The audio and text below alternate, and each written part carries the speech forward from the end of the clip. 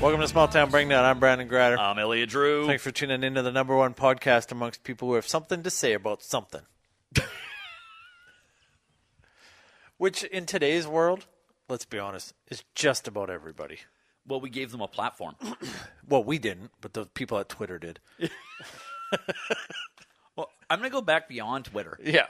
Right? Because before there was Twitter, there was Facebook. Yep. Facebook, which was a bigger platform. Yeah. But before there was Twitter or Facebook, there was messenger boards on stuff where people had a platform and comment sections. I think people really started putting their opinions out there. I mean, people used to write books all the time, and people would write like letters to the editor in newspapers and like comment sections in magazines and all this kind of stuff. So people have always had the ability to say something. Well, and back in like the olden days of yore, as soon as there was a printing press, people used to print pamphlets. Yeah. And they'd be like, I have an opinion on shit. I'm gonna make Here it is. I'm gonna make my own little pamphlet, Yeah. and then they just like distribute it around. And Yeah. you're like, hey, do you know my opinion about shit? Here, read this. And then, so they had all that, and then they eventually got to being like magazines and stuff. Yeah. And then in like the 70s and 80s and early 90s, we had zines. Remember those? Oh yeah. Zines, paper zines. And you would literally hand them out to people. And then we got email. Yeah. And then email changed the face of the world in self-aggrandizing publication. And also useless shit. Yeah. Like, I don't even want to say email. Fax. Fax, yeah. Fax made it, actually. Fax was the beginning of the random sharing of useless shit. Yeah, I remember the first time my mom ever got a fax machine. Yeah. We faxed shit to people that wasn't even relevant to anything. But it was like, this is fucking cool. Let's fax some shit. And that was, you would share stuff. Yeah.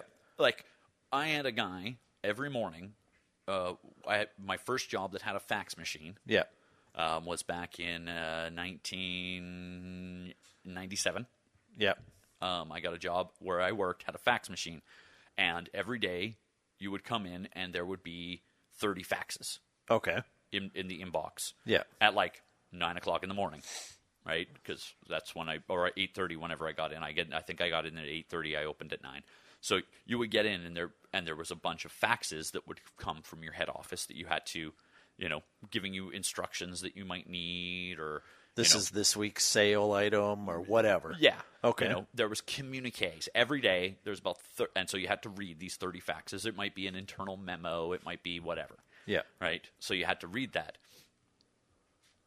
But as soon as I started, there was already, and every day, we always got at least 3 faxes. Okay. From different people within the company all the time. Yeah. Usually one was a comic.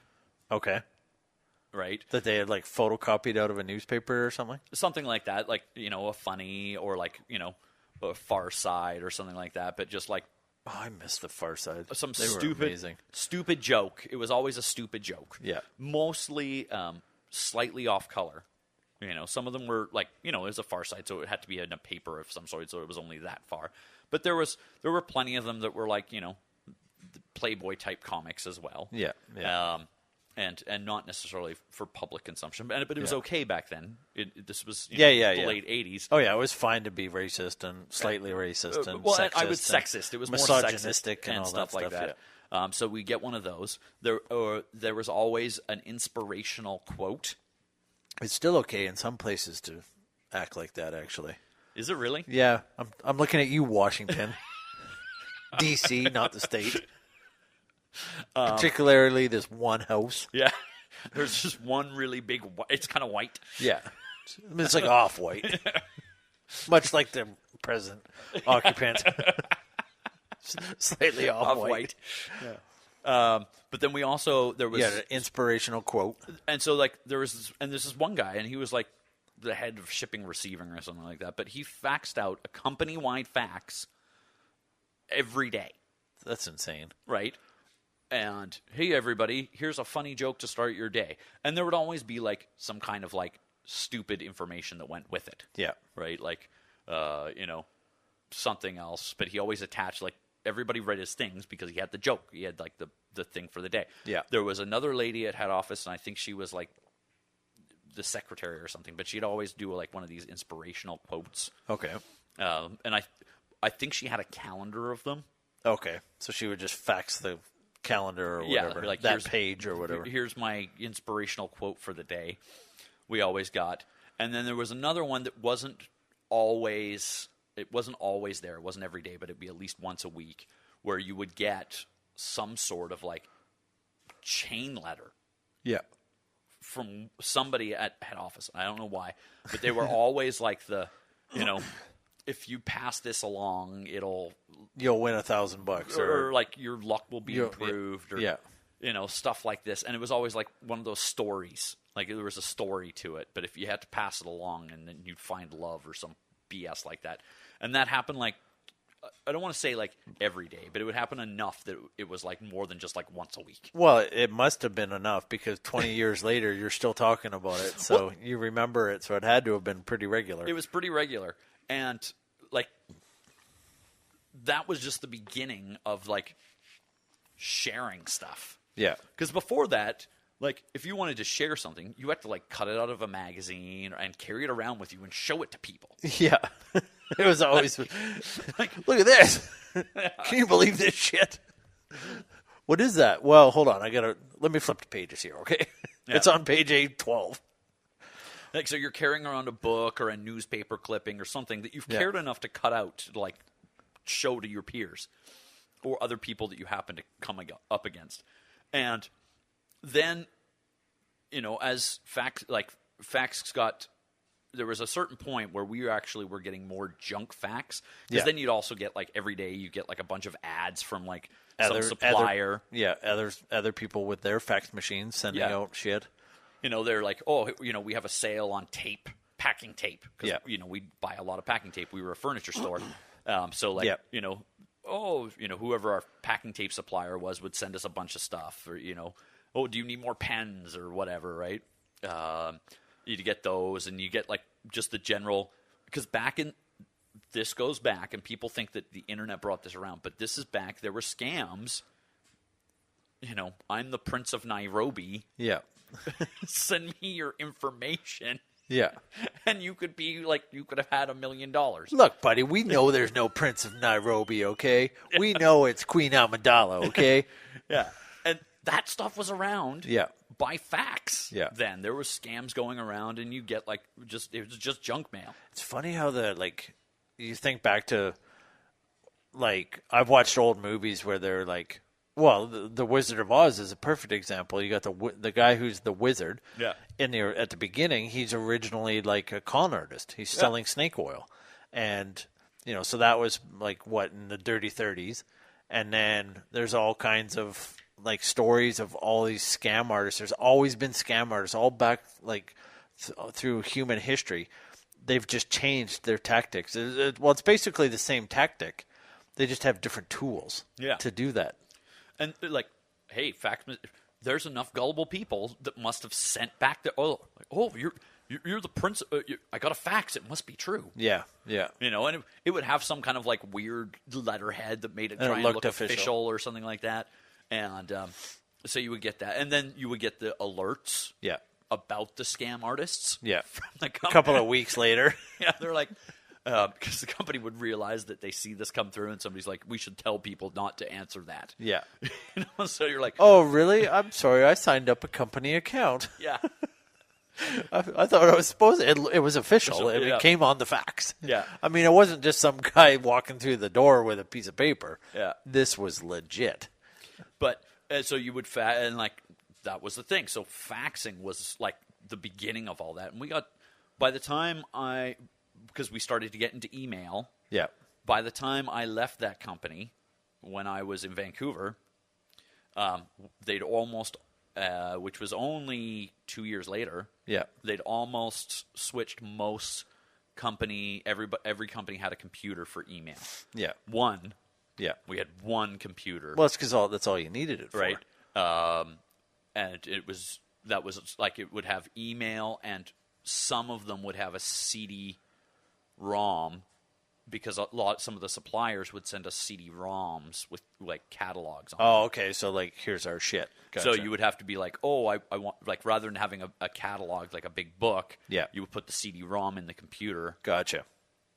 But it took so long to frickin' load and find everything that nobody used them.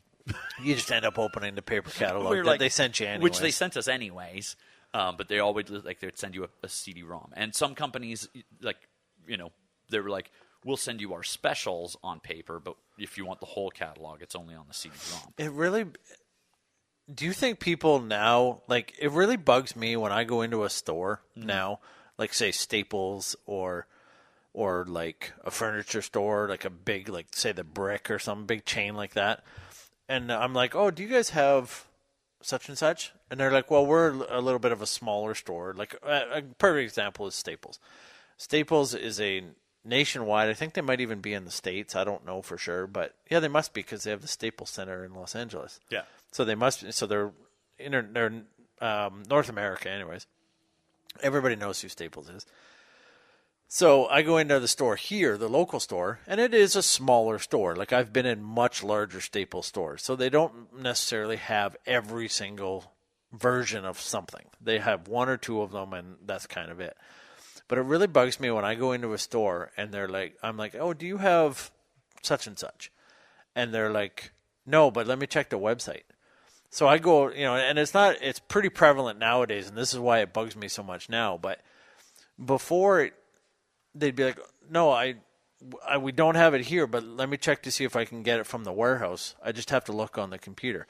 And it would be a computer over in the desk area, and they would go on the computer and they would access the inventory of the warehouse that they owned. Yeah. Or that store was connected to in Vancouver or whatever bigger, closer city it was in.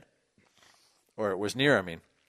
But nowadays, because shipping and warehousing is so centralized, and they can really put it anywhere, because like FedEx can get you a package from fucking India in 48 hours. Yeah. Although not if they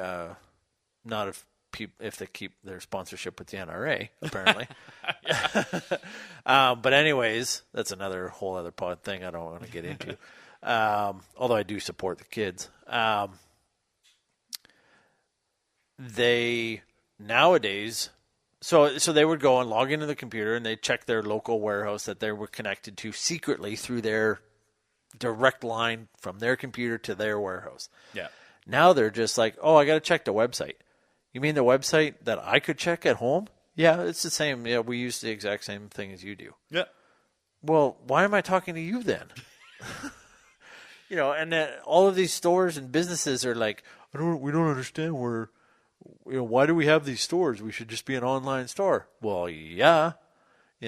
Like, if you're going to the website to get the same piece of article of whatever that I can go there and get, why do I need you? Well, because possibly, and I will say this, there's a diminishing rate of return on certain things. Yeah. Now, the more employees you have, the more expensive things are, the more your physical plant, blah, blah, blah. But getting rid of people is actually one of the worst things. If we didn't have a Staples at all, there was no Staples here, and you wanted to buy paper, would you go to the Staples website? No. Most probably not. No, I wouldn't. All right? But because there's a Staples here that you can get paper from, I can buy a case of paper at Staples, and you go there, but you've got a weird machine, so you have to special order your paper, right? Yeah. You could special order at any site, but the guy at the website or at Staples store talks. He's like, so your printer's a little strange. You have this weird thing, blah, blah, blah, whatever it happens to be that we have to do. What kind of paper? Maybe I can make a recommendation. You talk to the guy. He's great. Hey, yeah, order me that paper. It's being delivered. It's not even coming to your door now. If you ordered it from another place, it would be delivered directly to you. Yeah. They're like, we're going to get it delivered to the store. Yeah. And you still got to come pick it up. And you're like, okay, yeah. Well, Why?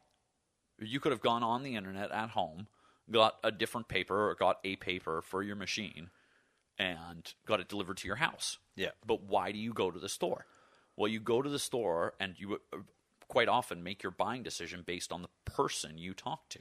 Yeah. Online, I can buy from anybody, so all that really matters is I'm getting a piece of paper that works in my machine for whatever cheapest price I can get it for. Yeah. But if I've walked into your store and I've spoken with you and you've helped me and I buy my paper from you the first time, chances are I will buy my paper from you forever. Until you piss me off, I will continue to buy my paper from you. And there is something to be said too about like having a physical store where you can go and either possibly buy it directly off the shelf right now today, in 5 minutes you can have it in your hand. Yeah. And also like if you're like, I'm kind of looking at this TV, but I'm also looking at that TV. And this review is really good, and that review is really good. I'm not really sure which one, this one's a little bit different. This one's a little bit different than that one. So, like, I don't know which one I should go with. Yeah. So you go to the store, and you're like, this happened to me and my wife. We were like, we wanted to buy a new flat screen. It was just when flat screens came out, like the versions of flat screens we have now on the walls and stuff. Yeah. We were like, well, let's get a new one. So we researched, and we were like, we're going to get this one, we're going to get that, and blah, blah, blah. We figured it out, and then we went to the store, and we were like, let's go to the store, and we'll test it out, and then we'll order it online because it'll be cheaper. We'll be able to find it online cheaper. Mm-hmm. So we go to the store, and we test it out, and we're like, okay, between the 3 TVs, this is the one we like the best. Physically looking at it, this has the best quality image. It's got the best sound, blah, blah, blah. It's the easiest to use. Whatever the features are. So we're in the store, and the guy's like, so can I, at that point, he's like, can I ring this up for you? And we're like, well, no, we're still looking. So then we go around, we're pretending like we're looking at other stuff and blah, blah, blah. And then we find a surround sound system made by the same company, and so it all automatically connects and blah, blah, blah, blah, blah. Well, if we buy that surround sound with that TV, which we had sort of planned on buying a surround sound, but maybe not particularly that type or that day. We hadn't researched it nearly as much as the television. Yeah. But we were like, you know what? This one looks good, blah, blah. Well, now, because we're buying the surround sound and the TV, the surround sound is actually $150 cheaper. Yeah. And the TV is also $150 cheaper because it's a quote-unquote package deal. Yeah. But they don't have that online. Yeah. Because we went looking for it afterwards to see. And that was an in-store only special. Yeah. And so that's why we ended up buying it, and we still have it. It's still hanging on my fucking wall right there. Yeah. So you would get faxes every day. We're jump back. Yeah, we're jumping back to. Well, we still got to talk about people who have something to say about something. Yeah. So you would get all these faxes every day. Yeah. Now, did it ever get to the point where you were like dreading when the fax machine would ring? Well, because like I said, by the time we got like 2 years later, when I was leaving the company, our fax machine was for 2 things. We would get our order details, right? So, like to the warehouse? Yeah. They would be like, yes, you ordered 11 couches. Yeah, because at that point in time, I think like email spreadsheets, although they were a thing, it wasn't like Excel was like easy. Like you had to have a whole other program, which had to be vetted through IT and blah, blah, blah. We still weren't ordering through the computer. Well, at that point, IT wasn't even a thing. Yeah, well, no, it was. There was one guy. Yeah, it was one guy who knew what computers were. We had a template. Yeah. So I knew that like you had a template that we would go in and fill in our orders online. Yeah. We were ordering from the warehouse online, but they were like, "This is what's shipping today." Yeah. Right? Oh, okay. And they like literally what they printed off on their computer, they would rather than emailing it, because at that point in time, it wasn't worth emailing. It was harder to email than it was to just fax a copy of the thing they printed out to you. So they would fax you that. So you get those details, and you would get junk mail. Yeah. And even by that point in time, so we get maybe 10 pieces of fax that were actually worthwhile. Yeah. Because now a lot of the conversational stuff, like a lot of the memos are coming through email. And then we would get 40 pieces of junk. Yeah. And ads and stuff. So like for a roll of fax paper, which is not a lot of money, but it's still money, you were getting like a quarter of what was coming through, or 20% of what was coming through was actually usable stuff. The rest of it would be just junk. Yeah. And at this point, like, you would be getting chain letters, like people were spamming crap. Yeah. Like they build a database full of, and they just fax 100 people all this crap. And we just, there were all of a sudden there'd be like religious messages, like God, like Jesus loves you is coming on. Like it just show up.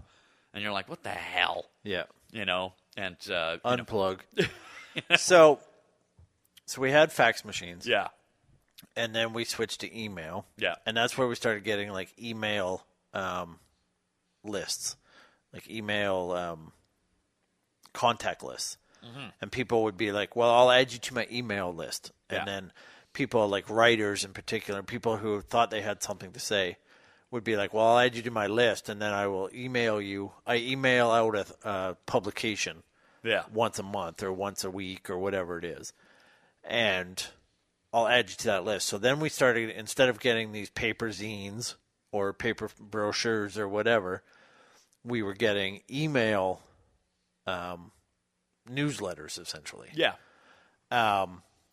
And did you ever, in that time, because I think I had a few times, I had actually committed, and I was like, yeah, okay, here's my email.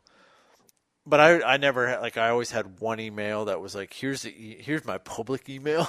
Yeah, well, and I had and a this public is the email. email that my friends and family get. Well, which I still do to this day, actually. I had work email, and that was it. Yeah. So I never, because I only got an email address when I first got home internet. Yeah. And I did not get home internet until most of my friends already had home internet. I was the last I'm the last person to ever jump on. I think I had my first smartphone before you had home internet.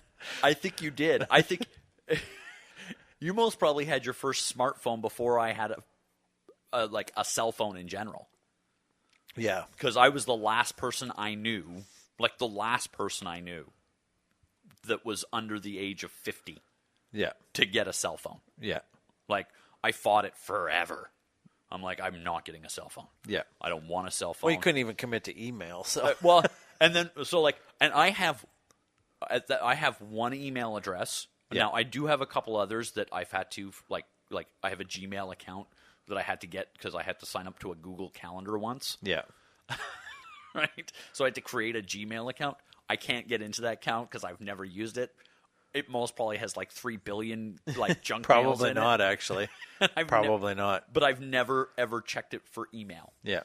So, Google's, I use what they call G Suite for all of my business email, as well as my family uses it for a personal email. And Google's spam filters are unbelievable. But like I've never emailed from that account. Yeah. Ever.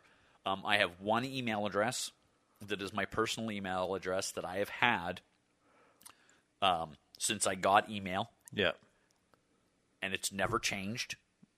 I've never had another one. I have one account, and then I've had work accounts at different places I've worked at. But those were for work, so if you wanted my personal email, here it is. And that's what it is, and that's it. Yeah.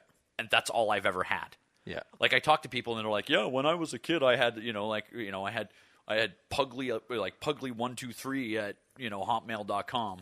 And you're like, or my ass is so sweet 267. Yeah. Or whatever it happened to be. Yeah. Because and so then I got a different one, and I got this one, and I got that one, and I'm like, holy crap.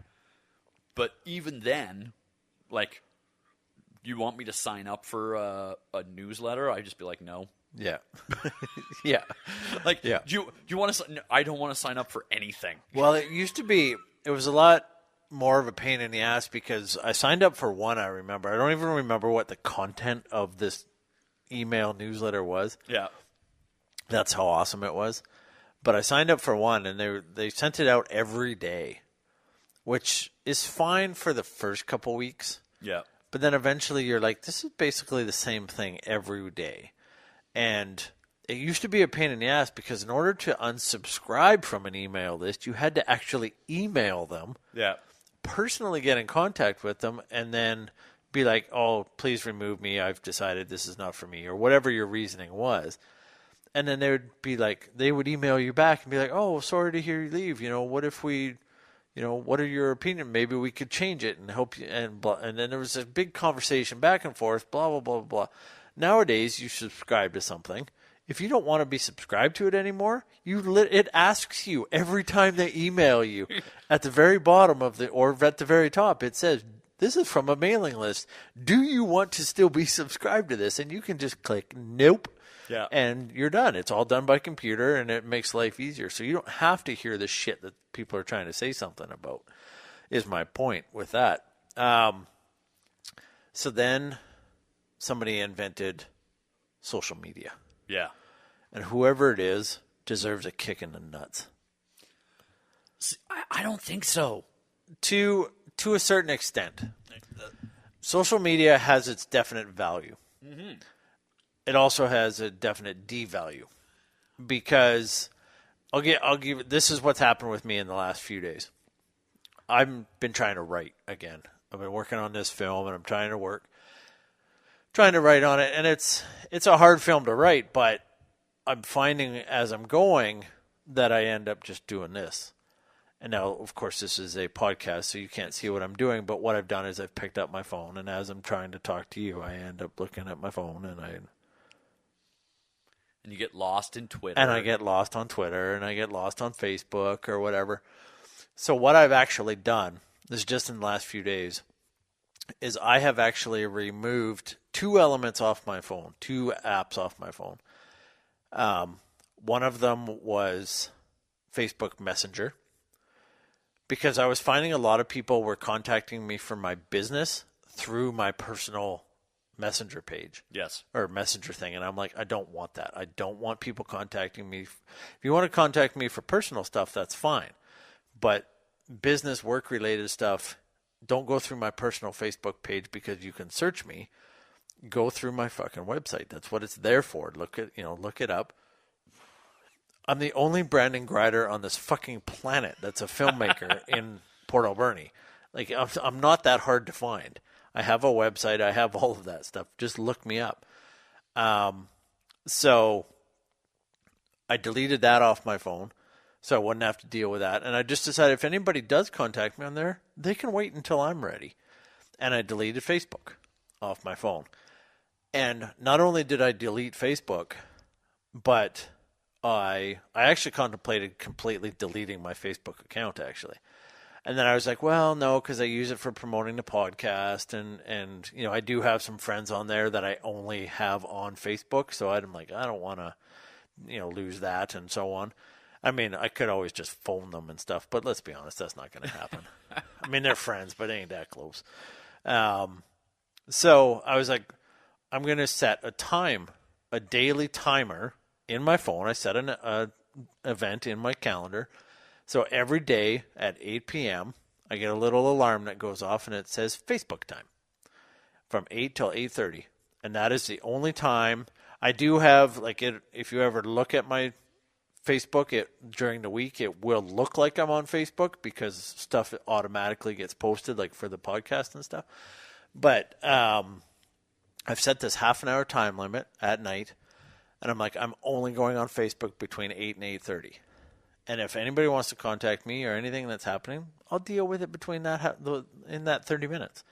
But other than that, what I was finding is that I would be just sitting here, literally, I'd scroll through my Facebook, and I'd get to the stories that I've already seen, and I'd be like, oh, okay, well, I'll just hit refresh and see what news come up. And then I'd go back down, and Facebook changed their algorithm, so it's different now, so different shit shows up all the time.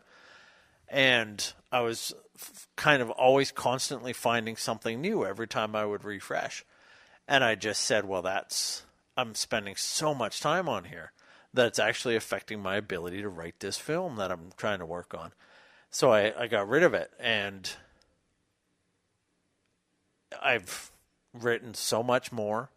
I've actually gotten shit done around the house. I've been more present with my kids. Not that I'm not present with my kids, but even more so now. Well, it's because it's easy, right? Like, yeah, I find there was a stupid moment. I realized I was sitting waiting for food. Like, I'd gone through the drive-thru, and they were like, "Can you please park your car?" Okay, yeah, because your Big Mac wasn't ready. And wait 2 minutes while we get your food ready. And you get all indignant about it. Oh, I never do. Oh, okay. I never. Well, you've been that guy before. I've been that guy, and also like I'm like, welcome to the modern world. Like, I'm still going to get a full meal for two. Yeah, like in 3.5 minutes, and it's going to be hot as fuck. Like, I drove from that. Like, I've literally, it's taken me 30 seconds to place my order, drive to the window, pay to get to this window. If they hand me my food, that means I've been here for a minute. Yeah, that's a miracle. Like, that's still one of those things. Like, I still am in awe of that. Yeah. Like, it takes me at least 15 minutes to make food. Do you remember when we were younger, McDonald's came out with that, like, 2-minute guarantee or something like that? That did not last long. It didn't last long, but even then, like, it's still, like, it's ridiculously fast. And I worked there when they had the 2-minute guarantee. It was stupid. You know, what mostly happened is, like, write that down, clear it. Yeah. Because you'd clear it for your times to make it show that, but they still waited 3 minutes because it takes, like, there's stuff that takes more than 2 minutes to cook. Yeah. And in all honesty, if you're handing me a cheeseburger that has only taken a minute to cook, it's a little suspect to me. Well, and that's the thing. Like, the whole point of McDonald's is that they're really smart about knowing how much stuff to have. Yeah. Like, they've got an algorithm that figures out how many fucking burgers you should have in the bin, and they're pretty goddamn on. Yeah. Right? As long as there's always 3 burgers in that bin, we'll sell them all within 15 minutes. Yeah. Really? Yes. Oh my gosh, you're, like, right 90% of the time. Yeah. You know? But anyway, and I was sitting there in my car for 2 minutes. Yeah. Like, it was 2 minutes. I know it was 2 minutes because how long does it take to freaking cook whatever it was? Yeah. Like, it wasn't long. And so, like, it was around 2 minutes. And I'm sitting there, and I'm just sitting there. And I'm doing okay, waiting. I'm waiting. And it's nighttime. So, like, I always have a book in the car. Yeah. Because I take a book with me pretty much everywhere I go. But it was night, so I couldn't just pull out my book and read it, which is what I normally would do. Yeah. So I'm sitting there. Yeah, because you got to put the little map lights on, and they're nowhere near fucking bright enough. And I've always, like, I'm sitting in the car. The car's off because I'm waiting. Yeah. Right? So you don't sit there idling. You turn the car off. So I don't have the radio on. That's something that's changed since our childhood, too. Yeah. So I don't have the radio on. I don't have my lights on. I'm just sitting there in a dark car waiting. Yeah. And a lot of horror movies that started like that. And I'm waiting, and I'm getting antsy because there's nothing going on. Yeah. I've no book to read. I have no radio to listen to. It's just a quiet moment. Yeah. And I'm like, this is dumb. And I went into my pocket and grabbed my phone, and then I'm like, why do I feel like I have to fill up this 2 minutes with something? Yeah. Like, I can sit here and think for 2 minutes and use my brain to entertain me. I have lots of things that go on in my brain. Yeah. I used to just sit, doodle, and think about stuff. And why can't I do that anymore? I don't do that. And literally, I've got my hand in my pocket on my phone, and I'm thinking that in my head. Yeah. I'm like, why do I have to fill this 2 minutes? Why do I have to fill it? Yeah. I have to fill it. And at least if the radio had been on, I would have been listening to CBC. I would have been stimulated somehow. Yeah. Like, I need you to give me something to think about. Why do I need to have something? Why do I need to have somebody else give me something to think about? Yeah. I never used to be like that because I never used to have this constant stuff. Yeah.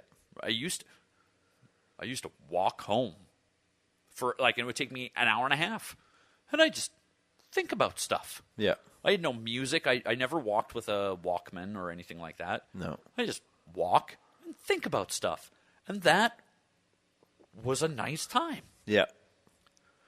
And like so, as I'm still with my freaking hand on my phone, I'm thinking about that. Yeah. And I'm like, this moment that I'm experiencing right now, this I've got to fill my time moment, is from one or, how long have I had a phone? So let's say 7 years maybe? No, you've had one, let's say 10 years. 10 years. Let's say. Basically 10 years. Whenever I had. So 10 years of well, I know you've been on Facebook for at 10 least years, 10 years. So let's go with that. Yeah. Let's say 10 years. Because I most probably got Facebook when I got my first. Actually, I think so. Yeah, because I had my first iPhone, so I got on Facebook. Yeah. So within that time, within 10 years, I've trained myself to never, ever be without stimulation. Yeah. Yeah. And I'm a grown-ass man, which means, like, I got my first phone. If I've been on Facebook for 10 years, I was 30. Yeah. I'd already had 30 years of not having that stuff go on and just 10 years of it going on. And I'm still, like, that freaked out to have to sit quietly in a car for 2 minutes that I'm like, I'm going to get my phone out because I'm bored. Yeah. And I've trained myself to do that within 10 years. Yeah. There are kids that have never not had a phone. Yeah. We have, of course, 5 kids, and the 2 oldest are out of the house. Although, as of today, the second oldest moved back in, because apparently that's what she does. We have the 3 kids in the home, and they're the oldest, Hannah, she's 10. Well, she'll be 11 in June, and what is that, like 10 and 8 months? So they do not have phones. They're not. We homeschool them, so they're not pressured by there's no peer pressure for them to have the coolest clothes or the new phone or anything, or an iPad at 7 years old or anything like that, because they're not subjected to that at school. But what they do have is they have a tablet, and they have 2 fucking brand new Apple computers sitting over there on the desk that they have access to pretty much 24 hours a day, or 8 hours a day, unless I'm working on them or whatever. Or their little brother, he tends to eat his lunch. He's really fussy where he eats his food. So we generally put him there and give him his lunch or his breakfast in front of the computer, and he watches educational YouTube videos or whatever for half an hour while he eats his food. Or cartoons, Transformers, or whatever the fuck it is. But he's 4, right? So my point is that there are times now where they get a little bit upset with us because, well, we want to play a game, or we had made arrangements to meet one of our online friends at such and such time on this game, and we're going to play together or whatever. And I'll be like, yeah, that's fine, but you've already had 3 hours of video or of screen time today. Now, because we homeschool, we're not afraid of them having screen time, because we accept the fact that it is going to be an integral part of society for the rest of. Now that we have it, it's much like cars. We have cars, and at first everybody was like, "Fuck cars! Cars are fucking shit." Yeah. Nowadays they're like, "Fuck gas cars! We want electric cars." But no matter what, we're always going to have some sort of motorized transportation. And it's the same as technology. We're always going to have cell phones. We're always going to have screens. We're always going to have tablets, whatever it is. So I don't think we need to take that away from our kids. and be like, no, you can't have that, or you only get it for 20 minutes today or a day or whatever it is. So we give our kids a little bit more time than what the quote-unquote experts. Well, you also, like, a lot of their learning is done through the computer, Exactly. too. They do a lot of stuff online for the computer or for their learning and blah, blah, blah. So anyways, today we had gone out for dinner with the family. All of us, all the kids, all their boyfriends, fucking grandma was there, and the whole 9 yards. There was 10 of us. We went out for dinner. And when we came back, it was about 6 o'clock, and the youngest goes to bed around 7, 7:15, 7:30. And so he was kind of tired but not tired enough to go to bed and so on. Because if we put him to bed at 6, then he's up at fucking 3 o'clock in the morning, and that doesn't work for us. So anyways, we're like, well, you can watch some videos and just kind of chill out, have some. He asked for some warm milk because he still likes drinking warm milk. And, yeah, here you go, buddy. And, so then he sits there and he drinks his milk and he gets ready for bed. He kind of chills out time, right? And they say you're not supposed to be on a screen half an hour or an hour before bed. So we try and do that. So the two older girls, the 8 and 10-year-old, they were like, well, can we go on screens? Henry got to go on screens. We're like, well, no, it's getting closer to your bedtime too. And, I mean, they don't go to bed at 7, but we're like, for the last hour and a half or whatever before bed, you should take a break from screens. It's better for your mind, blah, blah, blah. As Mary and I are sitting here saying that, we've both got our phones in our hands. Yeah, but you're not going to bed in an hour. Yeah, but and they're like, well, you guys are, and they see us, and I'm like, well, that's the thing. We're not going to bed in an hour. And also, you're right. Mm-hmm. It definitely, and that getting back to my thing being on Facebook all the time, and why I got rid of it was because I realized that they're following what we're doing, and if I'm constantly on Facebook while I should be doing other stuff, then they're going to see that, and now they're not on Facebook, but they're going to want to be doing something on the computer, and it's always going to relate back to that. And so I put my phone down, and they went off and they colored or whatever it was that they did for their hour before bedtime. I don't know because I fell asleep on the couch apparently and had a nap. I put my screen down and instead went to bed. Yeah, but that's what I'm finding. Like I put my phone down and I write, I read, and I've gotten back to what you were saying about it's okay to not have something. It's okay to not have to be doing something. I've reached the point where I am perfectly fine, literally in the morning, sitting on the couch with a cup of coffee, and when people ask what I'm doing, I'm drinking coffee. This is what well, are you planning your day? Are you figuring out what you're going to do? Like, are you writing a list or mentally writing? No, I'm not. I'm drinking coffee. Or like, people be like, my daughter Hannah, she's a very curious individual, so like I'll be sitting right where I'm sitting now, and the window's like behind you, so the curtains will be open in the morning, and I'll be looking out just in that general direction, and she'll look and she'll see me doing that, and I'll have my coffee, and she'll be like, "What are you doing?" I'm like, "What do you mean? What am I doing?"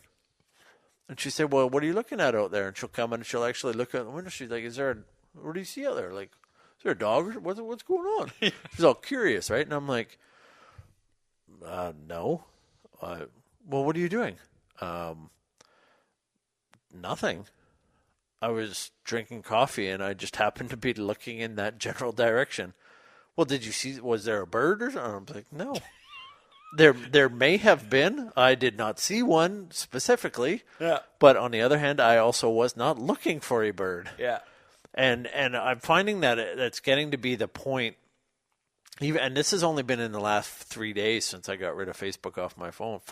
4 days. And I've noticed already in that 4 days, like, there's a bit of a fog lifting in my mind.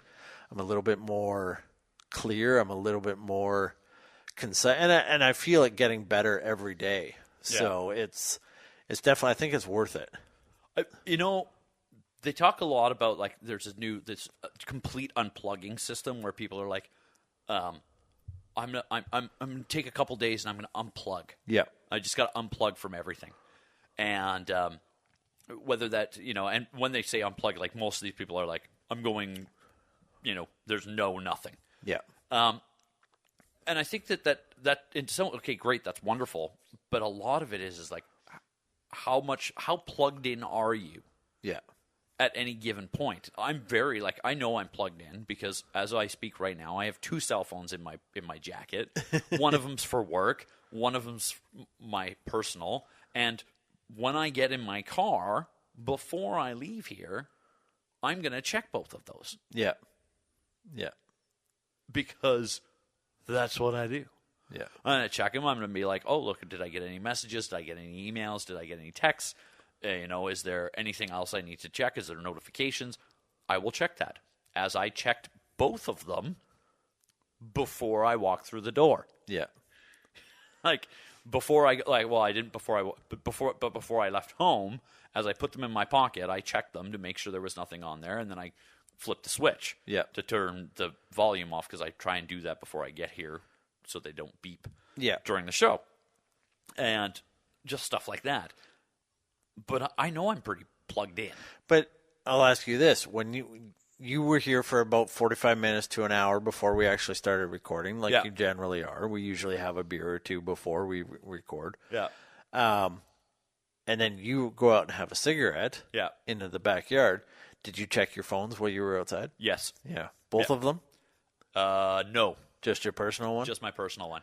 And that's mostly because I was having a smoke, so I was like, exactly. I've got a moment, so I'll scroll through. Yeah, and your work phone doesn't have Wi-Fi on. Doesn't have my Wi-Fi password on it. No, my work phone doesn't have. I've purposely. There's no. Oh, you have no Facebook or anything. There's no social media. My work phone has work apps, and that is it. Oh, you're you guys don't use social media for your job? You don't have a Elliot Drew. No. I'm not going to say your company name, a Twitter account or anything like that? No. Oh, okay. No, we have an internal social media for internal stuff. Oh, okay.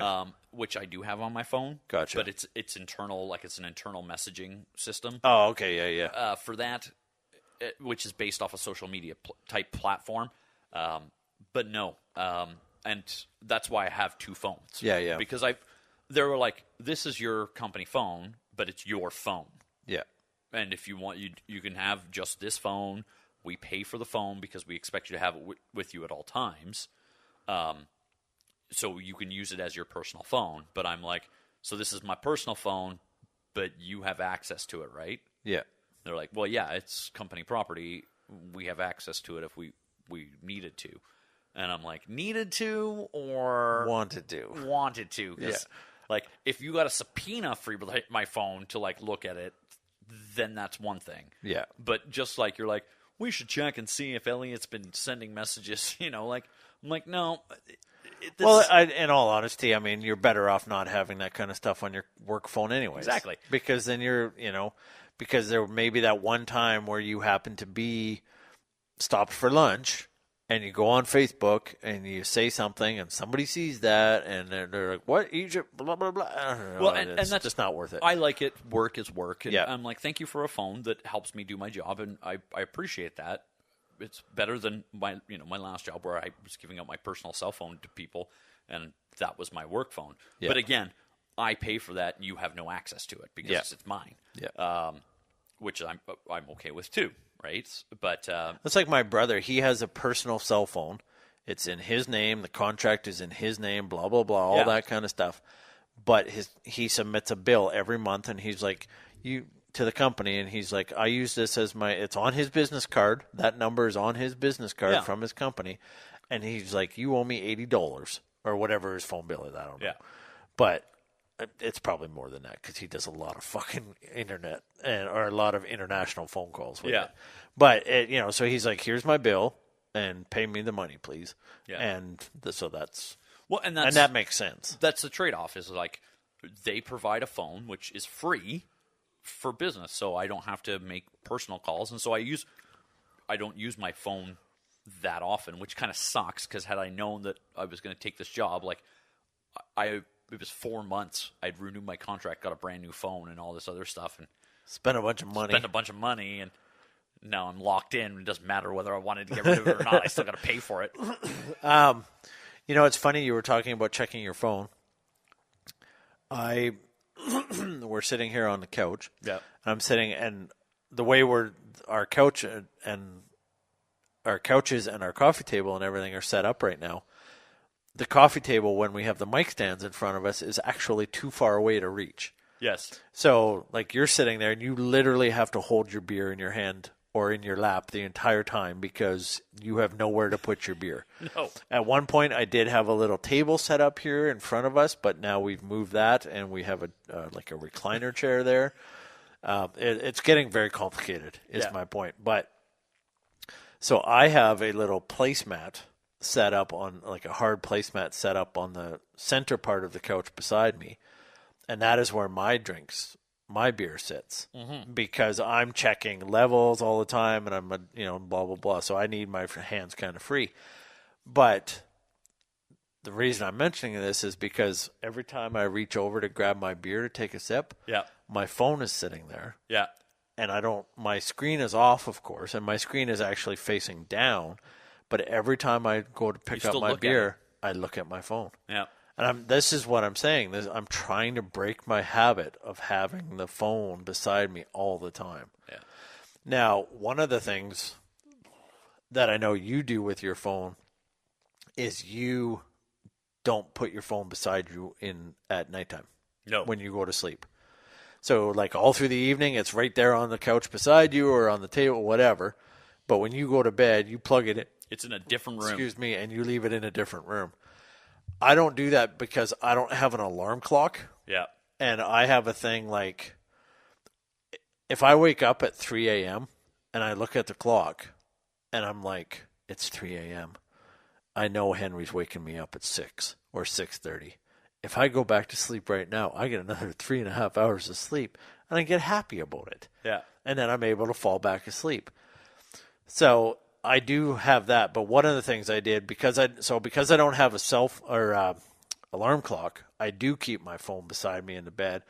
Plus, also because I have kids in the house because I have kids that don't live in the house, I always am worried that somehow I'm going to get a phone call from one of them at, like, in the middle. I need a ride, or my ride's drunk or something. Or, can you come pick me up? So I do that. But also it came in handy when we had that tsunami shit going on that we talked about a couple weeks ago. But I'm starting to think about doing what you do. Well, maybe not leave it in a completely separate room, but maybe just outside the bedroom, so I would still hear it if somebody called, but it's not right there beside me. Because I did wake up a few weeks ago. Yeah. And it was like 2:30 in the morning, and I had fallen asleep early. It was like 8:30 or something when I fell asleep. And I woke up at 2:30, and I felt fantastic. Yeah. And I was like, I'm going to fucking stay awake right now. And I did. I stayed awake all night, like for the rest of the night and all the rest of the day, and I was fine. I felt fantastic. But at 2:30, when I was like, I'm going to stay awake, I'm going to get up and brew coffee. I got up and I brewed coffee and had a little Bailey's in there. It was awesome. But if I hadn't had my phone on me to look at the time and be like, well, it's this time, I can get up, do that calculation, because I knew what time it was. But if I didn't know what time it was, I would have just rolled over and been like, I feel great. I would say this. Alarm clocks are kind of like toasters now. Yeah. You don't... Yeah, they're like 4 cents. Like, you don't have to... Like, it's not like a major investment. Yeah. Because you don't... Like, really, you just need something that has a display on it that has, like, some sort of beeping mechanism. Yeah. To wake you up. So, I'm going to be like... Well, I don't ever need a beeping mechanism. I have kids for that. Well, exactly. But if you needed to, like, I've got to get up at, like, 3:30 for a thing, so I want an alarm, you can do that. So I have an alarm clock. It sits by my bed. It's ridiculous because Teresa got it for me for my birthday because she got one, and felt you needed one. She got a new one. She's like, well, you can plug your phone into it, and it recharges your phone at night. Oh, gotcha. And all this other stuff. And I'm like, I have a plug outside. I don't really want, and I don't want my phone. But she's like, well, you should, because my other alarm clock was getting pretty old, and Yeah. it was having some issues. Okay. Like the switch was starting to go on it, so sometimes it would just wake us up for no reason at whatever time it wanted to. 3:27 a.m. Time to wake up, motherfuckers. And I will it was most probably like 25 years old. Yeah. It was old. I had it for a long time. And it was cheap when I bought it. Yeah. So she's like, you need a new alarm clock. I'm going to get you one like mine that she bought because she's like, like she can plug in her phone into it and it wakes up with like her playlist. She has. Okay, like her favorite songs. Or yeah, whatever. like it plays like different song every day from this playlist or whatever. Like it sure, great. It's whatever it is. Whatever. Yeah. It does a bunch of things, and it's actually a pretty good phone speaker. Okay. Like if it was in the living room and we were like, oh, I want you to hear this music, because we can't play that through the TV or one of the other thousands of devices that play music. You could it's a pretty decent speaker. So she's like, I'm gonna get you one of these, and I'm like, well, I need literally. I need a $3 alarm clock. Yeah. That's what I need. Yeah. And she's like, no, this is like $35 or whatever it is. Yeah. And I'm like, let's think of something super simple and complicated by putting a whole bunch of other shit on there that you don't even need. That I'm never going to use. And I'm literally telling you, I don't want it. Yeah. Do not buy me this. Yeah. Because we just spent $32 more than I possibly ever wanted to spend on an alarm clock. Yeah. No. For $35, there should be a guy coming here and knocking on our door every day.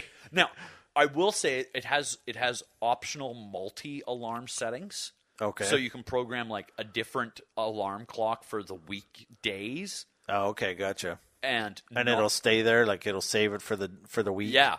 So if I put on like alarm week for Monday through Friday, it's always on. And Gotcha. that alarm goes off, but on Saturday and Sunday, it doesn't go off. Gotcha. So I never have to check to see if my alarm has been set. Yeah. Because I just leave it on. And unless it's a holiday Monday or something like that, or a holiday Friday, I don't have to worry about whether or not my alarm's been set because my alarm just goes off, which I kind of like. Yeah. So I kind of like that feature. So it has some usable convenience features that maybe my old alarm clock worked fine, and for $3 I would have been more than happy. But now I have this super complicated, too many buttons. Shutting it off is the biggest pain in the ass because it has too many buttons. Yeah. It has way too many buttons. And finding, when you wake up and you're like, I just want to turn this off button. Yeah.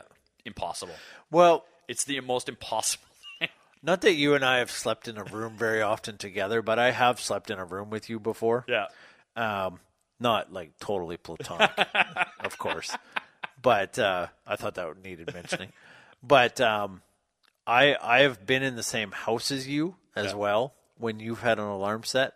And you're a deep fucking sleeper. Yes. And you can't wake up to bird chirping and moonbeams coming, whale songs coming through the radio. You need a fucking foghorn. It's a loud, annoying alarm. Yeah. Brian was the same way all the time. He would come and he'd show up in my place and he'd be like, oh, I got to go. I got to catch the ferry, or I got to be at work or whatever. I got to go meet a guy for a job interview or whatever. And he had an alarm clock that he packed with him for years, decades. He packed that thing around with him. And it was one of those alarm clocks. It was and that's the thing. But it worked. Teresa wakes up to this quiet, happy music. It's not very loud. Yeah. And it's most of the time, because she gets up before I do, I never hear it. Yeah. I never hear her alarm. But it wakes her up all the time. But I never hear it because it's this quiet, it's just this music comes on and it's like, you're gonna be awake now, and it's really nice, and she's got all these poppy type songs on there that she loves, and it wakes her up and it makes her day better. Yeah. Well, whatever it takes. I tried that. Yeah. Because she really, really wanted me because it makes her happy. So she's like, if you had what makes me happy, it makes me happy, so it must make you happy. So of course, I want you to try it. So there were a couple nights where I was when I first got the stupid alarm clock, she's like, you got to try it. You got to try it. It'll be great. So I'm like, okay, I picked a couple of songs, and I did the thing, and I put them in my phone in a little list, and I set up the whole whatever it has to do to make the work with the alarm clock.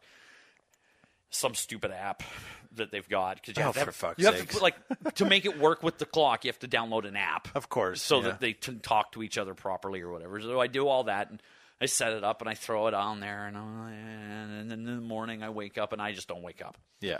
And so then I'm like, well, maybe it's just too quiet, so I turn it up a little bit, and then and I still don't wake up. Yeah. Like I do wake up eventually, but more just because your body gets used to getting up at a certain time. Yeah, yeah. So, but my alarm is not waking me up. Yeah. Like it's been playing for 10 minutes. Yeah. And I'm kind of hearing it in a dream fugue state. And I'm like, what's going on? Oh, is that, I should get, oh, wait, yeah. Am I in an elevator? That's, I should get up. And then I wake up and the music's been playing and, and it just doesn't work.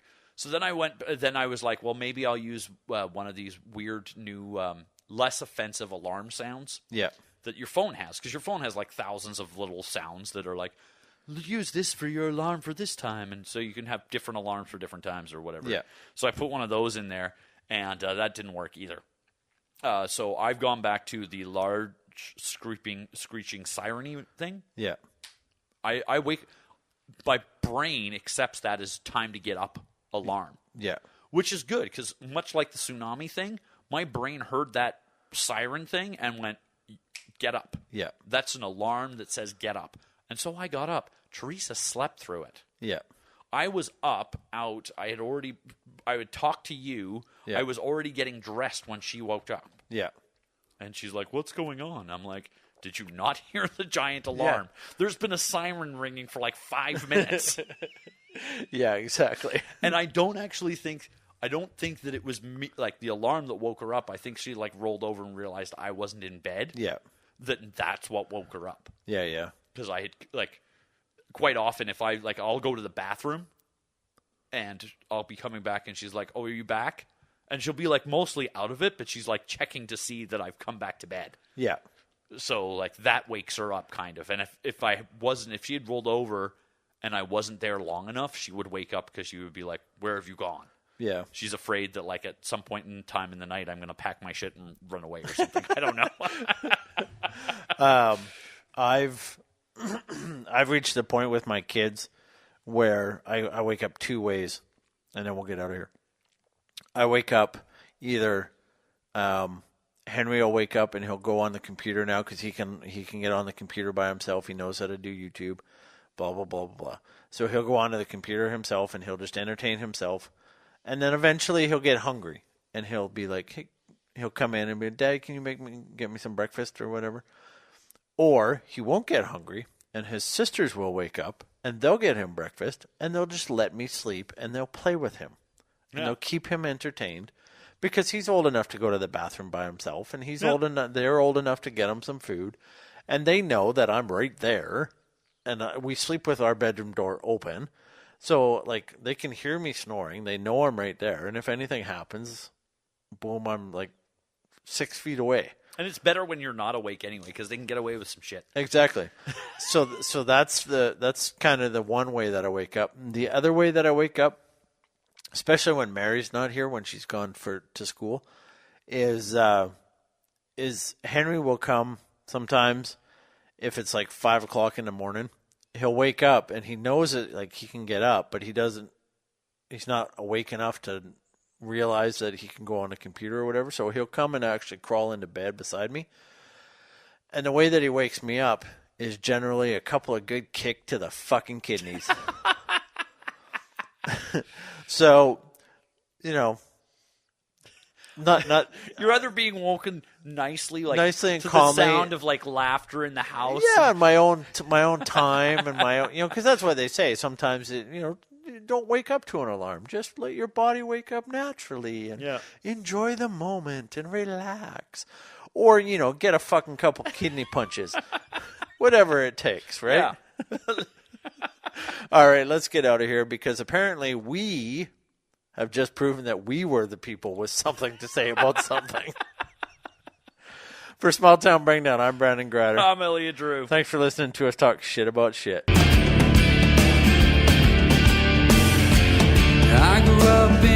real small town.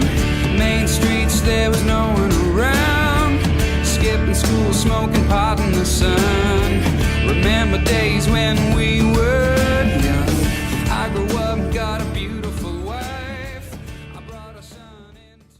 This has been a Lunchbox Fabrication.